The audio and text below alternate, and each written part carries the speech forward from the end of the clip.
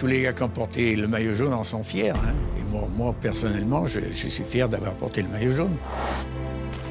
Je m'appelle Antonin Roland, porteur du maillot jaune en 1955. J'envisageais pas de porter le maillot jaune. Moi, pour moi, le but, c'était d'être au départ et surtout d'être à l'arrivée, de finir le tour, quoi.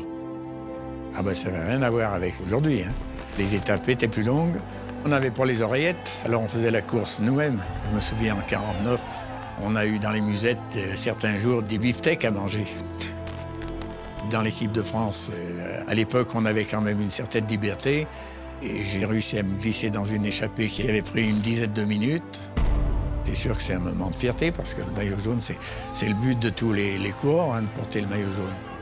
Moi, je suis jamais monté sur un podium de toute ma carrière. Hein. Ça n'existait pas.